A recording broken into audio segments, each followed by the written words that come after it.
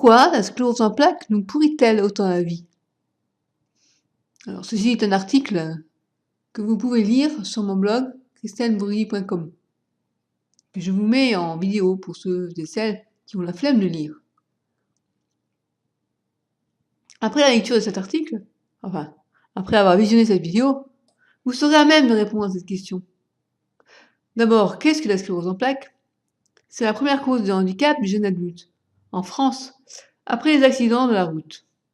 Pourtant, il s'agit d'une maladie qui reste encore si mal connue du grand public. Il s'agit d'une maladie auto-immune. C'est une maladie du système nerveux central, cerveau et moelle épinière. La myéline, la gaine de protection des fibres nerveuses, est attaquée par notre propre système immunitaire. Cela a pour conséquence que l'afflux nerveux est perturbé. C'est l'afflux nerveux qui est transmis par les neurones ou cellules nerveuses. Il s'agit d'une activité électrique qui se propage dans le système nerveux grâce à la stimulation de neurones successifs. Cela permet à un être vivant de contrôler ses gestes, de comprendre une information et de communiquer. Alors, ces périodes d'inflammation de la myéline, c'est ce qu'on appelle une poussée de sclérose en plaques.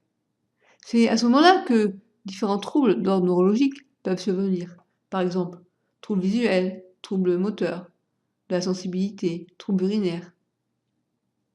Dans la forme rémitante de sclérose en plaques, qui est la forme la plus fréquente, au tout début de la maladie, la myéline se reconstruit après une poussée. Donc, vous allez avoir les troubles neurologiques qui vont disparaître.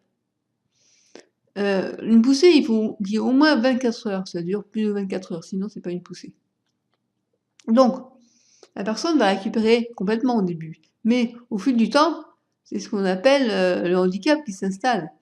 Et on va passer pour 50%, hein, c'est une moyenne, des personnes qui étaient en forme rémitante, on passe en forme secondairement progressive. Ce n'est pas non plus systématique. Moi, malheureusement, je suis passée d'une forme qu'on avait dit bénigne, quand on m'a diagnostiqué la maladie, parce qu'on m'a dit ça fait des années que vous vivez avec sans le savoir, vous êtes encore debout. À la limite, on aurait pu passer à côté du diagnostic pendant quelques années, si ça n'avait pas commencé à atteindre les jambes. Bref, et maintenant je suis passée en forme secondairement progressive. Voilà, donc chaque CEP est vraiment différente et individuelle. Donc il faut vraiment se méfier de ne pas dire « Ah, pour telle personne, t'es comme ça, alors pour moi ça va être pareil ». Pas du tout. Donc, en fait, vous avez deux formes de sclérose en plaques, la forme rémitante et la forme progressive. Vous avez la forme d'emblée progressive et la forme secondairement progressive. Si vous avez des questions, n'hésitez pas à aller sur mon blog christianebourrilly.com et à me poser des questions. Donc la cause, ben non, on ne la connaît pas, on émet des hypothèses, mais non. Alors comment on la diagnostique? Eh bien, on va vous faire passer 2 IRM, une IRM cérébrale, une IRM annulaire. Des fois, certains neurologues préfèrent attendre pour être sûr que, parce qu'il faut qu'il y ait une dissémination dans le temps et dans l'espace. C'est un peu compliqué. Bref, ce que je peux vous dire, c'est que il y a certaines personnes pour qui le diagnostic est fait rapidement et pour d'autres, ça va prendre des années, comme j'ai vu le cas pour moi. Voilà, alors après, une fois qu'on vous a annoncé la maladie, eh bien, vous allez passer par différentes étapes. C'est ce qu'on appelle finalement les étapes du deuil. Donc vous allez avoir, il y a 7 étapes, donc c'est l'auteur Kubler-Ross qui a modélisé les 7 étapes du deuil, sauf qu'ici, on ne va pas mourir, hein, sauf vraiment des cas très très rares, très extrêmes, où on est très très très handicapé. Ça se voit, hein, moi, un kiné qui m'en a parlé, qui m'a dit: «Moi je connaissais quelqu'un qui est plus jeune que vous, qui est déjà décédé, mais enfin, c'est quand même très très rare». Voilà, c'est ce que je lui disais: «Ah oui, mais comment j'en vois?» «Oui, mais vous en voyez, très bien». Parce que elle me disait que j'avais de la chance, peut-être comme je suis, d'avoir une forme lente. J'ai pas une forme lente, j'ai quand même une forme progressive. Sauf que vous, vous êtes habitué à avoir des CEP qui se rapprochent plus des SLA que des CEP qu'on voit traditionnellement, qui sont pour 80% des personnes de forme rémitante. Donc, ne soyez pas alertés par ce qu'on peut vous dire ici et là, et soyez confiants. Voilà. Donc, il y a 7 phases. Donc la phase, le choc, le déni, la colère, le marchandage, la résignation, l'acceptation et la reconstruction. Voilà. Donc je vous laisse aller lire l'article, hein, je ne vais pas tout vous mâcher non plus. Donc il y a différents mots, hein, qu'on peut rencontrer, donc les troubles cognitifs, ça c'est moi j'en ai eu avant de savoir que j'avais la sclérose en plaques.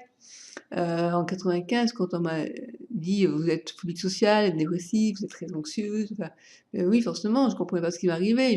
J'allais en cours et j'avais tout oublié alors que j'avais appris mmh, je comprenais pas pourquoi j'avais appris la veille, le lendemain j'avais tout oublié, mais c'était des troubles cognitifs. Bref, donc on a mis beaucoup de temps avant de savoir que j'avais la sclérose en plaques. Voilà, donc on a la fatigue chronique, qui est une fatigue très spécifique à la maladie. On a les troubles urinaires, on a les troubles visuels, on a les troubles moteurs, on a les douleurs. Enfin, il y a un paquet de choses qu'on peut vivre et c'est une maladie qui est très, très sournoise et donc finalement, pourquoi la maladie, elle me pourrit la vie? Parce que, on ne peut pas y échapper et et moi, elle m'a pourri la vie, déjà avant même de savoir que j'avais cette maladie et puis maintenant, comme elle s'aggrave, qu'elle est devenue progressive, voilà, c'est moi, j'ai un handicap qui s'installe, enfin qui s'est installé et et qu'est-ce que ça m'occasionne? Pour vous donner un exemple, eh bien, si je veux sortir, il faut que je fasse appel à mon aide de vie, il faut que je fasse une ou alors je prends la canne et encore je peux pas marcher très longtemps. Prendre un fauteuil roulant, c'est pas simple et puis si vous voulez, rencontrer des personnes qui vous connaissent pas, il faut faire avec le regard des autres.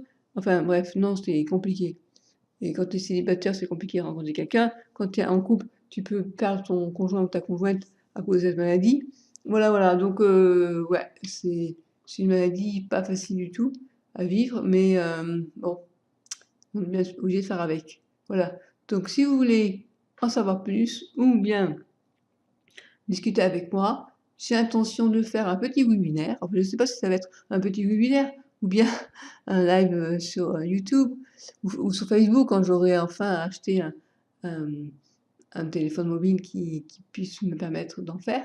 Voilà, je me suis dit ça pourrait être sympa d'échanger autour de thèmes liés à la sclérose en plaques, en sachant que moi, j'ai tendance à parler, cash, hein, je ne vais pas vous dire des conneries dans le sens où non, je suis pas médecin, d'accord? Je suis pas médecin, je suis pas là pour vous enfoncer, au contraire, je suis là pour vous aider à mieux vivre avec la sclérose en plaques. Donc, si vous trouvez ça intéressant d'échanger, je sais pas si ça peut être donc sur Skype, sur Facebook ou sur YouTube. Dites-le moi dans les commentaires sous la vidéo et puis venez sur mon blog, vous pouvez télécharger gratuitement mon livre, enfin mon guide de gestion de la fatigue chronique. Voilà, donc je vous dis à bientôt.